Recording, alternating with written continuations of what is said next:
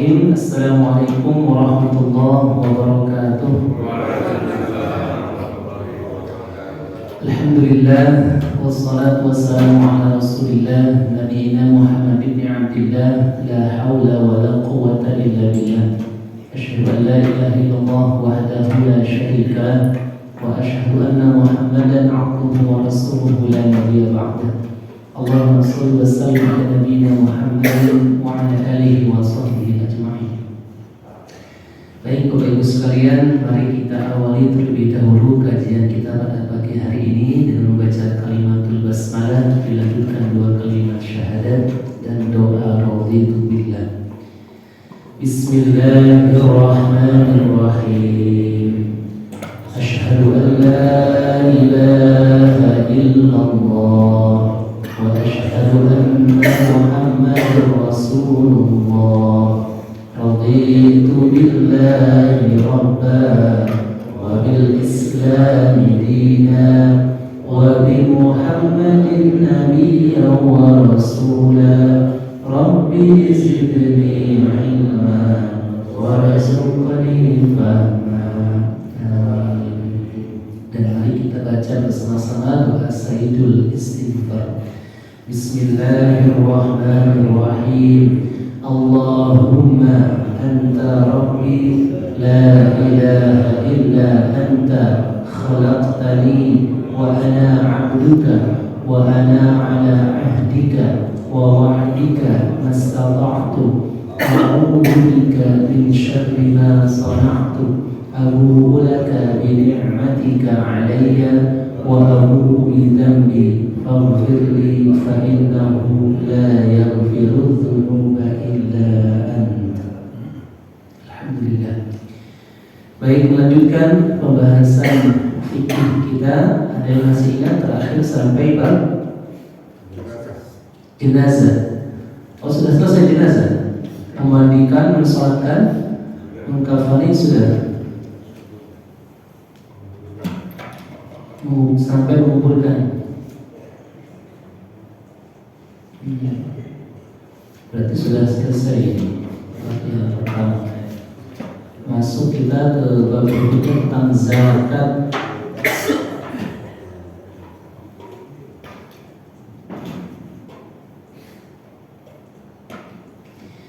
Allah Subhanahu wa ta'ala berfirman, Bismillahirrahmanirrahim, wa aqimus shalah wa atuz zakah warka'u ma'ar raki'in. Dirikanlah salat, tunaikanlah zakat, dan rukuklah kalian bersama orang-orang yang rukuk. Jadi salat, zakat itu dua hal yang saling bersampingan. Pernah dulu zaman Abu Bakar Siddiq, Khalifah Abu Bakar Siddiq, ada seorang atau ada sebagian kaum yang mereka meminta dispensasi. Kami siap menunaikan sholat, kami siap menunaikan haji, umroh, tapi kami tidak mau membayar zakat. Ketika itu juga oleh Abu Bakar Siddiq dinyatakan kita perang. Maka diperangilah mereka, orang-orang yang tidak mau membayar zakat. Padahal dalam rukun Islam zakat itu merupakan rukun, salah satu rukun. Jadi kalau misalkan ada yang tidak ditunaikan, maka tidak sempurna rukun Islamnya. Baik, zakat dalam Islam diartikan artinya adalah pembersih atau membersihkan, atau juga tumbuh artinya zakat secara bahasa.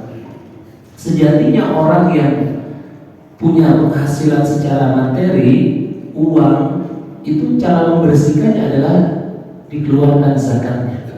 Hasil bumi ada zakatnya, hewan ternak ada zakatnya.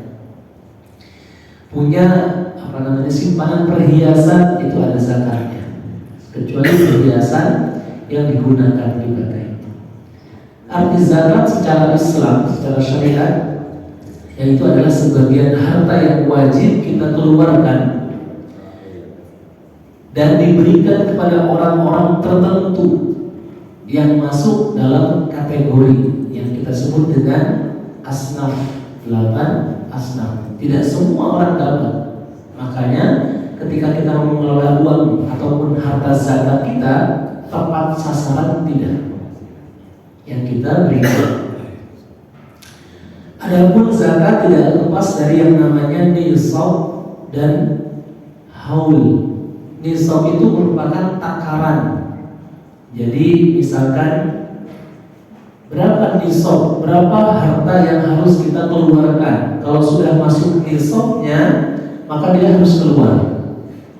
Standarnya jika uang ini di Indonesia, kita ini menganut paham zakat dari Syekh Yusuf Qaradawi, ya. Makanya Indonesia mewajibkan ada zakat profesi.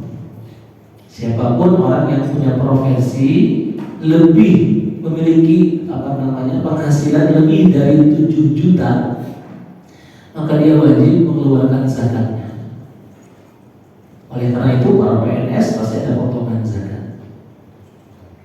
Saya menyampaikan perihal ini zakat profesi waktu itu masih ingat sekali ya, di luar negeri banyak dipertanyakan, banyak disinggung, kok ada zakat profesi gitu ya.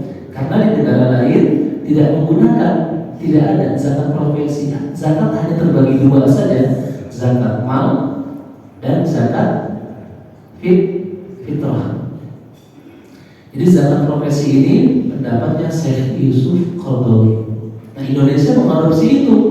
Makanya para pegawai negeri gitu ya, itu ada potongan zakatnya yang langsung oleh pemerintah dipotong. Adapun harta-harta yang wajib dizakati, 1 emas, perak, dan uang. Ini udah otomatis emas, perak, dan uang. Yang kedua, harta perniagaan. Kalau harta perniagaan ini mencukupi nisabnya atau sudah haulnya 1 tahun, maka dikeluarkan zakat. Yang ketiga, binatang ternak, terutama unta, sapi, dan kambing. Kalau ayam tidak, kelinci tidak. Berikutnya hasil bumi, ya, padi, tumbuhan gitu ya, terus buah-buahan, punya kebun mangga, kebun apel, kebun anggur, makanan pokok, gandum, jagung, umbi-umbian, ya, dan buah-buahan. Kemudian ada juga barang tambang dan barang temuan. Barang tambang, batu bara, nikel, apalagi agak ini ya, sensitif kalau nikel karena lagi hangat. Dan barang temuan, kita temu handphone. Handphonenya ini kalau dijual harganya berapa, ada zakatnya, ya. Dan dari kesemua ini mayoritas zakatnya 2,5%, mayoritas, kecuali nanti contoh barang temuan dan termasuk hadiah. Barang temuan itu zakatnya 20%. Kita nemu sesuatu barang yang jika dijual harganya 1 juta, maka zakatnya berapa? 200.000 dikeluarkan, baru itu halal buat kita. Tapi barang temuan pun harus melalui mekanisme apa? Diumumkan terlebih dahulu selama 1 tahun. Harus diumumkan. Lagi bersih-bersih, nemu satu tas isinya uang sejumlah berapa ya? Kalau 1 tas segimana kira-kira? 1 tas 1 miliar ya, cukup? 1 miliar. Nah, itu belum halal buat kita, harus diumumkan dulu. Ini tas milik siapa? nggak ada yang mampu karena dilala si pemiliknya ini sudah meninggal misalkan. Sampai 1 tahun ditunggu, baru itu menjadi hak milik si penemu. Nah, belum halal juga sebelum dikeluarkan zakatnya. 1 miliar zakatnya 20%, berapa? 200 juta. Masih untung? Gitu ya. Baik, sekarang kita bahas zakat emas, perak, dan uang. Syarat-syarat wajib zakat emas, perak, dan uang adalah: 1, orang Islam, jelas. 2, merdeka, bukan seorang budak. 3, milik penuh, jadi bukan kongsi, punya emas, simpanan emas, tapi milik berdua, bertiga, nggak boleh. Harus punya sendiri, milik penuh. Yang keempat, sampai nisabnya. Nisab emas berapa kira-kira? 96 gram. Nah, jadi kalau masih punya 80 gram aman. 96 gram jatuh nisab. Dan zakatnya 2,5%. Dan yang kelima, sampai setahun. Maksudnya setahun ini adalah haul ya. Kemudian zakat perak sama ya, dengan emas, hanya saja bersihnya nisab zakat emas di sini adalah 200 dirham, kurang lebih 672 gram. Kalau emas tadi berapa? 96. Kalau perak 672 gram. Perak tuh seperti yang ada di mana tuh, Godean itu ya? Kota Gede, di Kota Gede. Nah, itu tuh apa namanya? Kena zakatnya. Pernikahan menggunakan cincin perak sah, boleh. Gitu ya, nggak harus emas. Boleh emas, boleh perak. Zakatnya sama 2,5%. Dan yang ketiga, nisab zakat uang, yaitu setara dengan emas. Emas 96 gram kira-kira berapa kalau dirupiahkan? Banyak ya. Satu gram berapa? 1 juta ada? 2 juta? Hampir 2 juta sekarang ya? Masya Allah. Udah larang. Nah, 1 gram emas itu sekarang 96 gram, itu sudah jatuh nisabnya. Nah, makanya mayoritas jumhur ulama mengatakan punya uang tabungan sejumlah 96 gram emas gitu ya, kalau dikonversi, maka di situ sudah jatuh nisabnya, baru keluar zakatnya. Ternyata zakat itu tidak membebani. Makanya ketika saya singgung tentang zakat profesi, wah, saya diserang dengan pertanyaan yang paling unik itu dari Singapura. Orang nanya, apa mazhab kamu? Apa mazhab kamu? Ketika saya jelaskan bahwa ini tadi penjelasannya Syekh Yusuf Qaradawi, maka sudah nggak ada lagi. Oh ya sudah, gitu ya. Zakatnya uang pun sama, yaitu 2,5%. Kemudian zakat harta perniagaan, sama di sini. Islam syaratnya merdeka, milik penuh sampai nisabnya, dan cukup haul 1 tahun. Perniagaan di sini dikatakan pada waktu saat modal ya gitu ya, dihitung dengan uang.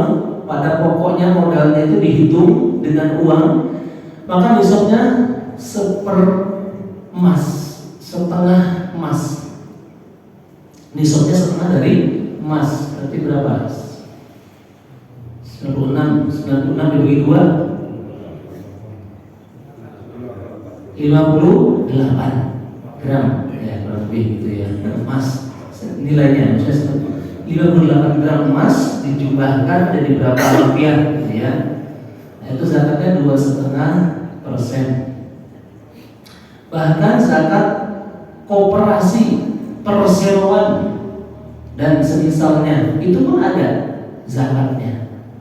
Nah, maka dari itu zakat itu seperti seolah-olah hal yang harus kita perhatikan, karena dikatakan orang-orang yang menghindar, berpura-pura, bahkan serta mengelabui pembayaran zakat, di sini hartanya akan mengikat di yaumil kiamah nanti. Hartanya yang justru akan mengikat. Makanya Nabi tegaskan dalam sebuah riwayat, la yazal qadama 'abdin yaumal qiyamah hatta yus'ala an umrihi fima afna wa an ilmihi fima fa'al wa an jismihi fima abla wa an malihi min aina iktasaba wa fima anfaqa. Tidak akan bergeser kedua kaki seorang hamba pada hari kiamat nanti sampai dia ditanya tentang satu umurnya dihabiskan buat apa, ilmunya diamalkan kemana, badannya digunakan buat apa, dan hartanya dari mana didapat dan kemana disalurkan. Maka kita perhatikan harta yang kita peroleh di sini, jelas halal haramnya, kemudian kita salurkan kemana, bahkan kita keluarkan zakatnya atau tidak.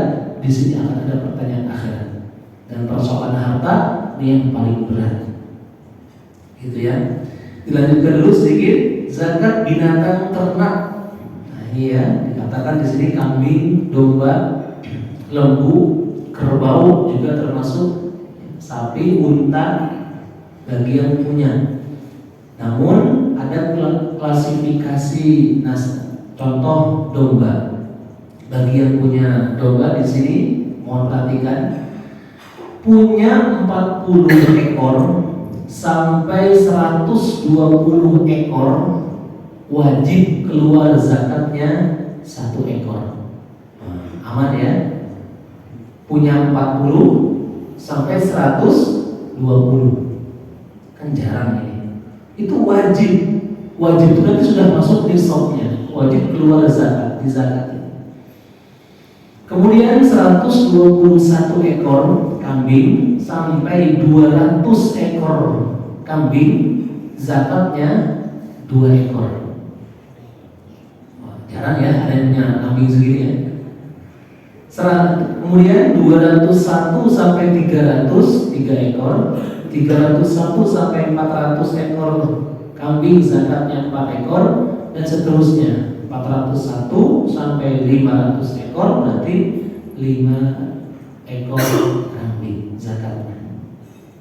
Tidak ditentukan di sini kualifikasi kambingnya harus jantan atau betina, gitu ya, tidak. Tapi ada kewajiban. Namun di luar ini, kalau ini kan zakat itu wajib. Si yang punya ini misalkan punya sudah ada 30 ekor dan dia mau bersedekah, sah-sah saja. Kalau bersedekah bukan hal yang wajib. Kemudian zakat lembu atau sapi ya, 30 ekor. Batasnya 30 ekor sapi, maka zakatnya wajib dizakati 1 ekor yang berumur 1 tahun. Yang sudah berumur 1 tahun. 40 ekor, punya 40 ekor sapi, maka zakatnya 1 ekor sapi betina yang berumur 2 tahun. Itu berbeda.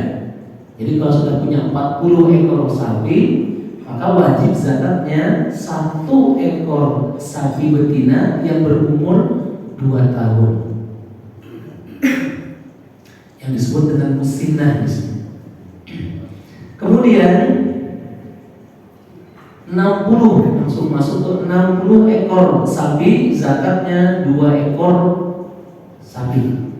70, punya 70 ekor sapi, di sini wajib 1 ekor sapi yang biasa, yang tabi, dikatakan tabi di sini umurnya menginjak tahun kedua. Kemudian ditambah 1 ekor sapi musinnah, itu 2 tahun. 80 2 ekor sapi lusinna, 90 3 ekor sapi, 100 zakatnya 2 ekor sapi tabi' dan seekor sapi putih lusinna. Nah ini jarang ya ada yang punya sampai lebih daripada maksimal berapa di sini? Ada yang punya sapi? Oh sama aja, satu aja bareng-bareng ya. Baik, selanjutnya di sini ada zakat hasil bumi. Ya ini seperti beras ya, bahan-bahan pokok, jagung, apalagi biasanya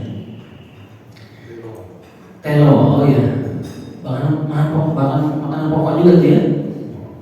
Masya Allah. Zakat hasil bumi di sini dikeluarkan, nisabnya adalah 5 wasak. Berapa itu 5 wasak? Kurang lebih 70 kilogram. Jadi misalkan punya padi nih, hasil panen padi, kalau ada petani di sini, itu jumlahnya 5 wasak atau 700 kilogram, maka sudah wajib keluar zakatnya. Kalau belum sampai mencapai 70 kilogram, maka masih terserah mau sedekah boleh. Namun rata-rata kurang lebih berapa kira-kira di sini? Sekali ada petani enggak? Enggak ada ya. Saya baca ini, saya nyampaikan ini di salah satu majelis saya itu, nah itu banyak petani, wah pertanyaannya luar biasa. Hasil bumi yang masih berkulit, maksudnya berarti buah-buahan atau masih berkulit, sini ada ini. Itu nisabnya 10 wasak. Ya, sama 10 wasak. Jadi masih berkulit di sini apa aja kira-kira? Gabah ya, oh iya sama juga ya gabah. Itu wasak 10 wasak berarti kurang lebih berapa? 1400 kilogram. Adapun kalau misalkan hasil bumi ini menggunakan perairan, ini akan berbeda lagi. Kalau airnya ini menggunakan air hujan murni, ya tanpa ada bantuan dari kita tenaga untuk menggali bor, sumur bor, maka di sini dikatakan zakatnya mencapai 10%. 10%-nya. Namun ketika airnya dibawa, hasil upaya kita, ya perairannya itu kita yang mengupayakan, maka zakatnya 5%. 5%-nya saja. Barang tambang dan barang temuan terakhir ini, barang tambang di sini, ya tadi yang kita sebutkan ya, bara, emas, nikel tadi, apalagi ya, itu banyak tuh. belum ditutup kayaknya. Nah itu wajib kena zakat. Nisabnya zakat barang tambang di sini, yaitu termasuk emas juga, emas perak ketika itu masih dalam pengolahannya. Yaitu adalah sama dengan emas, yaitu 96 gram bagi emas dan 200 dirham bagi perak 672. Zakatnya 2,5%. Barang temuan nisabnya entah itu zakat emas, perak gitu ya, itu zakatnya 20% barang temuan. Jadi berbeda. Makanya hati-hati dengan barang temuan. Kita nemu emas, wah, kita nemu perak, kita nemu, nah biasanya ini mohon maaf ya, saya itu pernah memperhatikan di salah satu pantai di Gunung Kidul, pernah melihat setiap subuh, waktu itu kan nginep ada acara keluarga, subuh banyak orang bawa alat apa sih namanya, pendeteksi gitu. Ketika saya tanya, Mas nyari apa? Wah, nyari ya itu kadang-kadang ada uang ketika ketinggalan, cincin, antik yang jatuh gitu ya. Di situ langsung berpikir, Masya Allah, ini setiap hari gini ya dapat banyak. Ada uang logam, ada cincin, perhiasan yang jatuh, antik mungkin. Masya Allah, jadi kan pakai alat deteksi. Nah, di situ langsung teringat hukum fikih. Barang temuan ternyata wajib kena zakatnya 20%. Makanya bagi kita yang dalam arti berikhtiar rezeki ini dengan urusan barang-barang yang sudah tidak terpakai itu, mintalah keriduan, kerelaan dari si pemilik kalau bisa.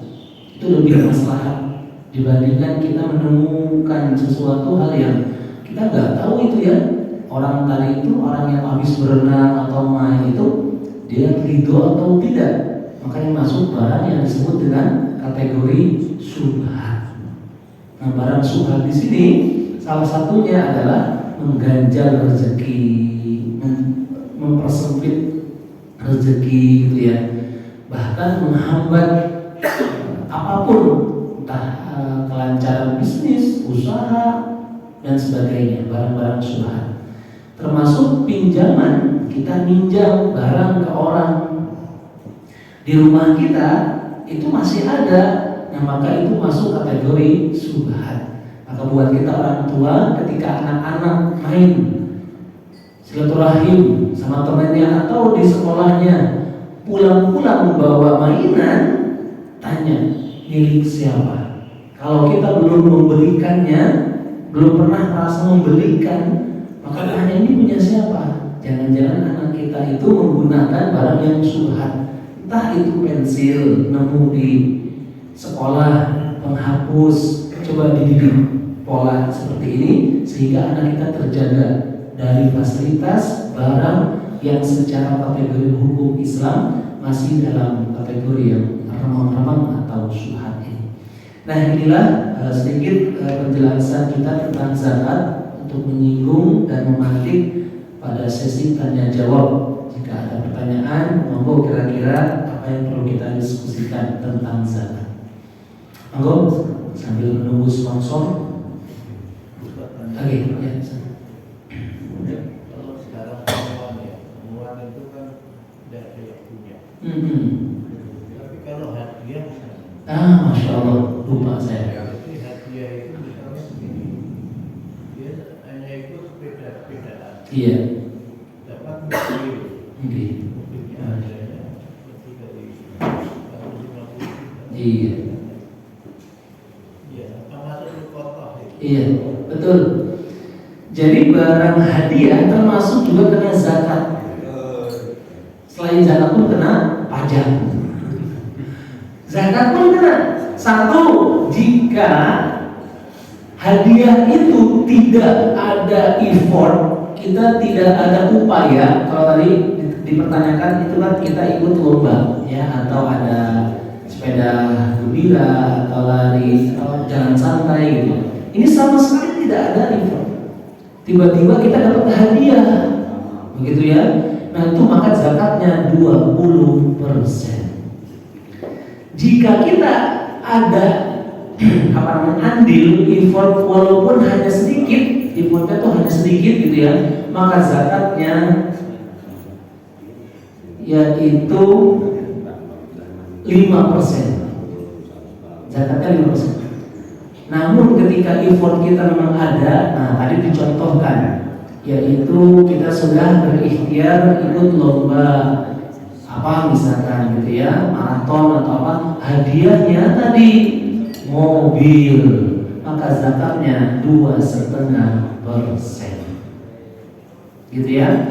Jadi termasuk itu zakat hadiah, ada zakatnya. Bapak-bapak kerja di perusahaan, nah siapa yang rajin, siapa yang memenuhi target akan ada hadiah. Nah ini sama ya, hadiah ini coba dikeluarkan zakatnya. Walaupun uang tunai misalkan, wah dapat bonus nih karena pencapaian, coba diperhitungkan, keluarkan zakatnya dari hadiah tersebut. Betul? Begitu? Ada lagi mungkin? Silahkan Bapak. Assalamualaikum warahmatullahi wabarakatuh. Waalaikumsalam. Terima kasih yang ingin saya tanyakan tentang kepemilikan harta. Kemudian setelah mencapai nisabnya, kemudian kita tidak mengeluarkan zakatnya. Apakah harta ini akan berubah dari halal menjadi haram atau tidak? Kita punya harta, terus sudah nyampe nisabnya, kita gak ngeluarin zakatnya gitu ya. Apakah pertanyaannya? Apakah karena sifatnya mengeluarkan zakat wajib, harta ini akan berubah haram atau tidak? Oh gitu ya. Jadi gini, zakat itu sebuah keharusan dalam membersihkan harta kita. Maka ketika kita tidak mengeluarkan zakat tersebut, satu diancam, jelas kita itu nanti akan diikat, harta kita itu akan mengikat. Terjerumuslah dia ke dalam kubangan neraka karena memanipulasi zakatnya. Yang kedua, jadi kotor. Ibarat kita itu mau makan nasi, sekarang yang sudah ada di hadapan kita itu sudah dibersihkan. Nah, bersihkan kulitnya, gerabahnya itu, terus dicuci. Nah, itulah caranya. Harta kita itu sama, cara mensucikannya adalah bayar zakatnya. Maka orang yang sudah memahami tentang kebersihan harta, kebersihan badan itu dengan memandikan badan kita, itulah fungsinya. Hanya kotor saja. Berarti kita makan harta sesuatu hal yang kotor. Masalah dia kehalalannya itu beda kasus. Ikhtiarnya dari mana dulu kayak gitu. Kalau cara menjemputnya itu halal, ya jelas halal. Hanya porsi sanksinya itu masing-masing berbeda. Kita bekerja dapat penghasilan halal, nah sudah kena nisab, ada kewajiban dikeluarkan agar lebih bersih lagi, agar lebih bersih. Nah disitulah hanya itunya saja ya, karena dihubungkan pengeluaran zakatnya. Seperti itu. Kalau secara halal ya tergantung ikhtiarnya, halal atau haramnya itu kita sumbernya dari mana. Nah ketika dibersihkan, cara membersihkannya dikeluarkan zakatnya. Seperti itu. Tidak mempengaruhi kalau misalkan itu jadi haram barangnya, enggak, tetap halal. Hanya saja tanggung jawab kita dalam urusan mengeluarkan zakat, inilah yang diancam. Itu saja. Begitu? Gimana? Harta yang kita miliki itu yang masa bilang ada hak orang lain. Betul. Ya di situ. Ya, kita kan makan hak orang lain. Oke. Haram karena orang lain yang kita makan. Oke. Ya, bisa dianalogikan seperti itu. Jangankan harta kita ada hak orang lain, harta kita itu lebih utama ada hak buat keluarga. Itu yang paling utama. Jadi harta kita itu lebih utama adalah ada haknya untuk keluarga kita dulu, yaitu istri dan anak-anak. Itu yang lebih utama. Nah, ada hak orang lain itu ketika sudah mencapai nisabnya, maka harus dikeluarkan cara membersihkannya. Itu saja. Jadi ketidaksahan di sini bukan soal tentang ini enggak halal nih, bukan. Tapi tadi kita sudah dapat nih, nah ini ada hak orang lain gitu. Maka mau kita keluarkan atau tidak? Ketika tidak kita keluarkan, maka kita ya tadi istilahnya kita memakan hak orang lain. Nah dosanya hanya di situ saja, bukan dari awalnya jadi dosa, enggak. Kayak gitu. Seperti itu. Ada lagi mungkin? Cukup? Baik, alhamdulillah. Inilah uraian penjelasan kita tentang bab zakat. Maka mari kita upayakan segimana tanggung jawab kita dalam persoalan mengeluarkan zakat. Mau dikeluarkan sendiri langsung ke 8 asnaf, silahkan. Atau melalui lembaga amil zakat pun boleh. Karena apa? ujian masalah harta itu ujian yang harus kita perhatikan, bukan hanya soal di dunia tapi sampai di akhirat. Karena Nabi SAW pernah bersabda dan menetapkan Abdurrahman bin Auf sebagai manusia orang yang nanti dihisab di hari kiamat yang paling lama. Kenapa? Karena ternyata Abdurrahman bin Auf, sahabat Nabi, ini adalah orang yang kaya raya. Walaupun dia sudah berusaha untuk memiskinkan diri, tapi dia menjadi kaya lagi. Walaupun beliau pernah meminta doa sama Nabi agar didoakan menjadi orang miskin, tapi Nabi hanya tersenyum karena Allah sudah menobatkan Abdurrahman bin Auf menjadi orang yang paling lama dihisab di hari kiamat nanti, karena dia adalah orang yang kaya, rajin memberi, mengeluarkan zakat dan sedekahnya, tapi ternyata itu menjadi ujian buat dirinya. Maka ini menjadi perhatian bagi kita. Mudah-mudahan kita semua diberikan kemudahan dalam pengelolaan keuangan dan harta kita semuanya. Amin ya rabbal alamin. Al-Fatihah. A'udzu billahi minasy syaithanir rajim. Bismillahirrahmanirrahim. Alhamdulillahi rabbil alamin. Ar-Rahmanir Rahim. Maliki yaumiddin. Iyyaka na'budu wa iyyaka nasta'in. Ihdinas siratal mustaqim. Siratal ladzina an'amta 'alaihim ghairil maghdubi 'alaihim waladdallin. Terima kasih atas perhatiannya. Mohon maaf. Akhirul kalam. Assalamualaikum warahmatullahi wabarakatuh.